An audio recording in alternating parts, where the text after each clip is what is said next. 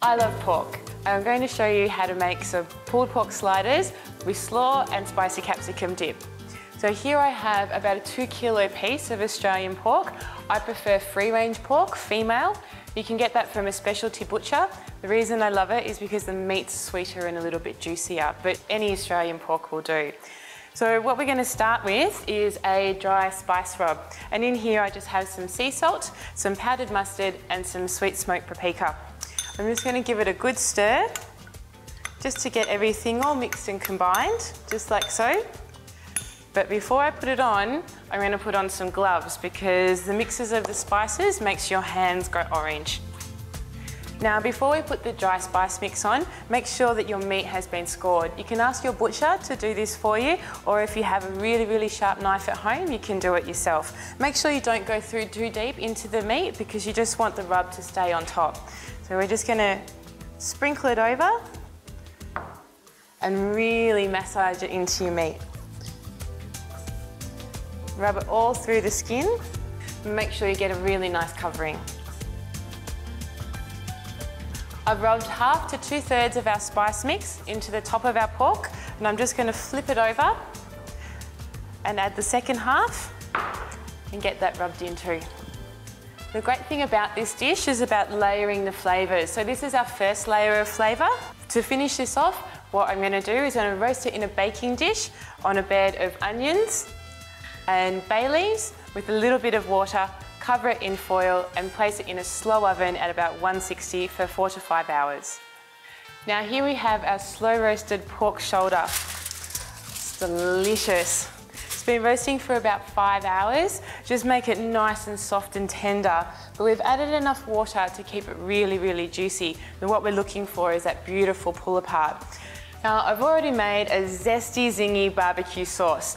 Simply consists of some red wine vinegar, some Worcestershire sauce, some sweet chilli sauce, a little bit of brown sugar and some tomato sauce. And I'm just going to slather it over the pork.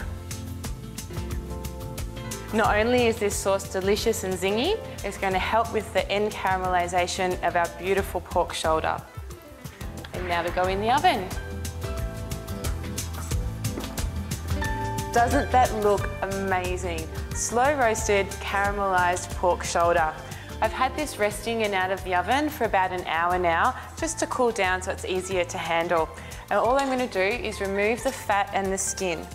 So we do this just by pulling the fat away, and try and get it off in one piece if you can, and placing it over onto a plate. Now, what I'm going to do is just take 2 forks and just like so, start pulling the meat apart.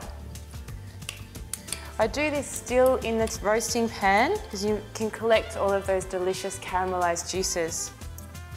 Look how easy that is. That meat is just falling apart, and that's the beauty of slow cooking it. Nice slow oven, you get all of that beautiful tender meat that will just melt in your mouth.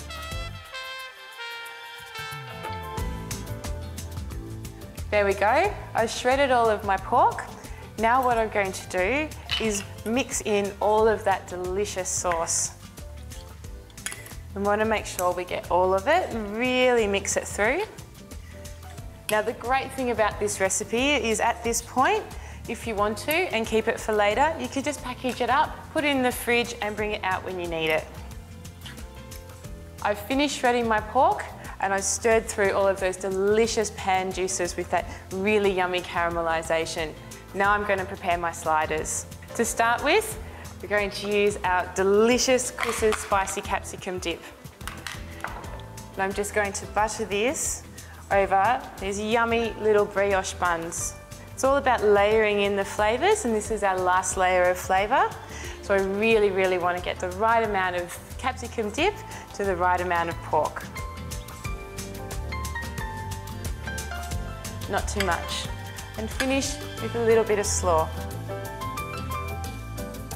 Put the lid on and then seal it with a toothpick. And there we go, pulled pork sliders with slaw and spicy capsicum dip.